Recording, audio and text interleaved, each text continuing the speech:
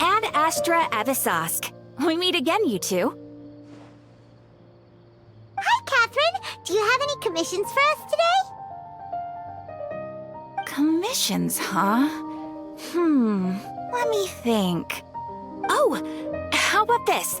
Please attend the Academia's Academic Symposium this afternoon and recite a love poem on stage. Wait, say what now?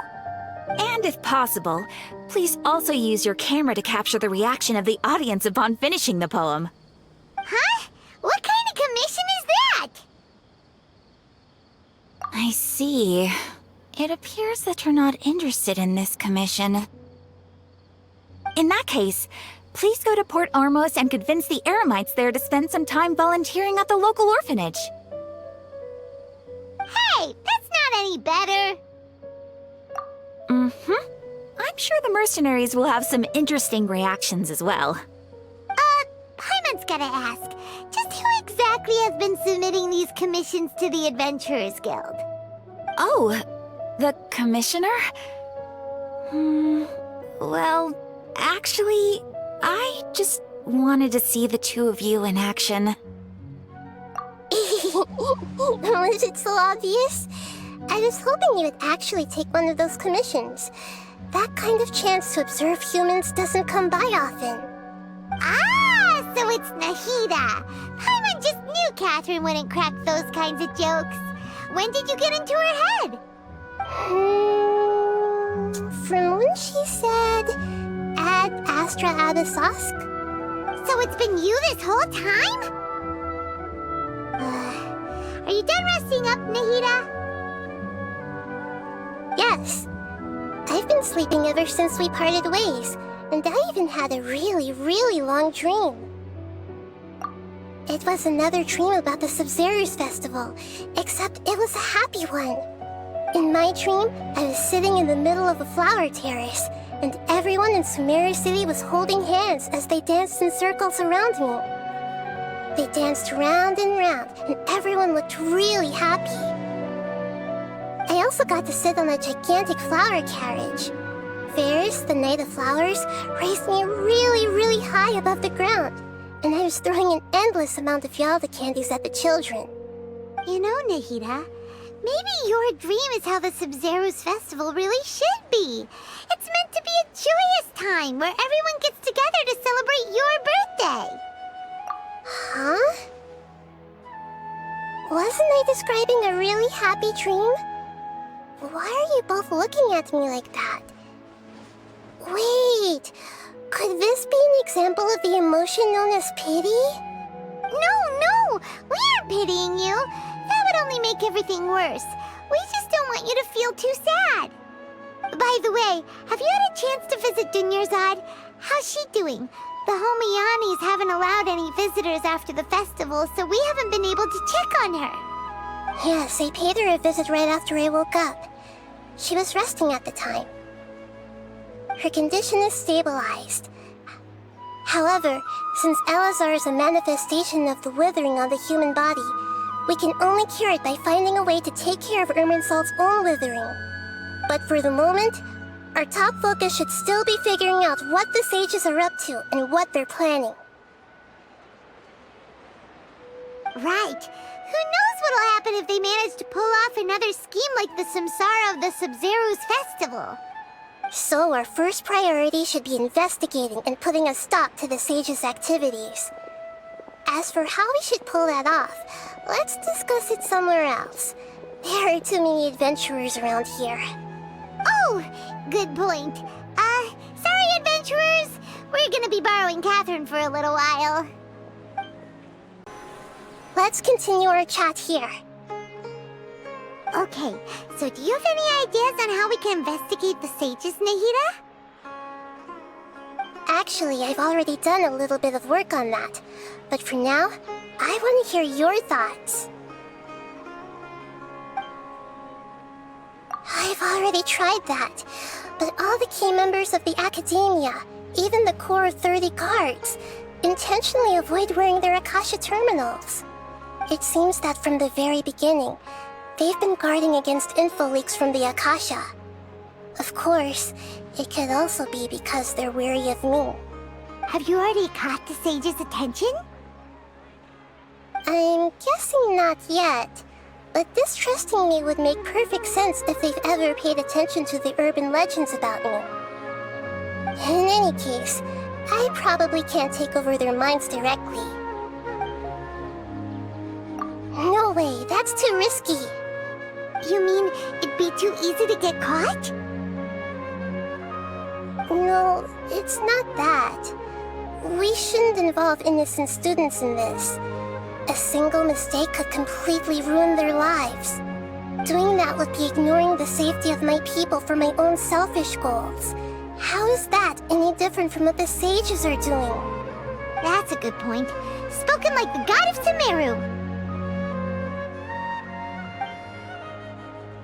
We're in the dark as of now. Since we still don't know anything about their goals, any rash move could tip them off and lead to terrible consequences. After all, every person in Sumeru City is one of their hostages. Are we really out of ideas? Nahida, you're super smart, so you already have something in mind, right? Don't keep us in suspense. Spill the beans already. According to a popular theory from the Vahumana Darshan of the Academia, rejecting impractical motions at the beginning of a planning session will give more weight to the actual proposal. Okay, but aren't you the god of wisdom? You don't have to use that kind of gimmick to make us take your ideas seriously. Well, I've been thinking that if I can't directly possess the leaders, and if I can't get ordinary people involved, then I should find someone who's already involved, but hasn't decided to side with the sages. You're saying we should recruit a spy? That does sound like it could work. Oh, before coming back, we met someone named Alhaitham. He seems like he acts alone, and he likes doing stuff behind the Academia's back. They probably aren't in cahoots. Actually, I already have someone in mind. Do you still remember that female scholar named Setaria? Setaria. Paimon remembers now. Isn't she the one who's always trailing behind the Grand Sage of the Academia?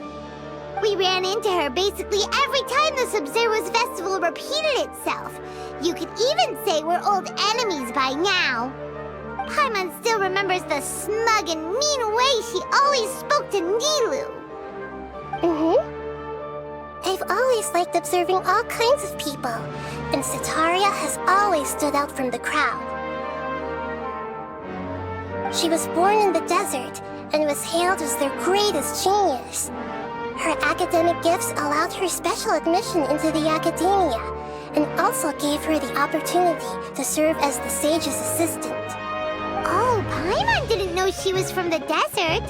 She must be pretty special then. Paimon feels like most of the desert dwellers around the city are working as mercenaries. The name Setaria means star. When she lived in the desert, she shone like the brightest star in the night sky. Later on, she was chosen by the sun. The star was given a place in the daytime sky to complement the sun's dazzling light. Soon after, the star witnessed the sun scorching the earth, which brought forth many disasters. The star began to waver. Instead of staying beside such a sun, wouldn't it be better to return and light up part of the night sky? But in the end, she couldn't give up the radiance of daytime. To cope with her shame, the star buried her guilt and closed her eyes. From the sound of it, Setaria's just hung up on the research opportunities here. But she doesn't really support the Academia. She still feels guilty about not doing more for the desert, right? She's just running away from her problems. Indeed. When they are presented with complex moral issues, many people will simply plug their ears and go with the flow until the problem can't be fixed anymore. She's suppressing a lot of guilt, but before she realized it, she had already become the sage's accomplice. She can't deny her part in their schemes anymore. Right. We must somehow make her face her problems again. That way, not only can we get useful intel from her, but she can also use it as an opportunity to redeem herself. From my past observations, Setaria will take a day off from the academia every 10 days to do some shopping in the city. Tomorrow afternoon just happens to be a shopping day for her. That'll be our chance. To prepare, let's go check out some of her favorite spots and have a quick chat with a few of the vendors there.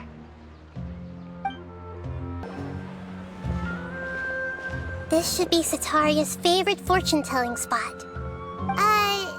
So should we ask the fortune teller about Setaria? No, I already have enough information on Setaria. The most important thing now is for you to pay attention to the vendor's talking style and key characteristics. Talking style and key characteristics? My poor lost lambs, have you become troubled over your fates? The divine voice of wisdom often echoes between mine ears. If thou be blessed today by the gods, I may be able to show you the way. Huh? Really? Nahida, you've been whispering things to her? Shh. My friend here has some doubts regarding his future. Can we get a fortune reading for him? Of course, of course. In that case...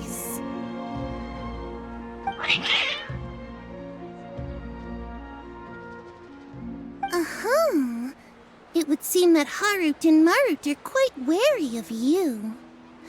Perhaps, at some time in the past, you have somehow offended the gods. Only mocking the god of Animo, questioning the lord of Geo's financial savviness, and brawling with the god of Electro. Do those count? Oh, nothing. Go on, pick an aspect for her to divine. Love prospects? No problem at all.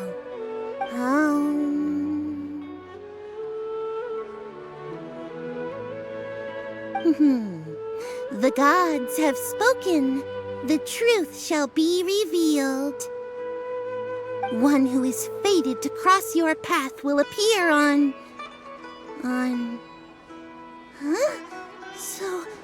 So many people will fall for you. How could that be? Harut, Marut, did you two spoil my divination? I've never read a fortune so absurd.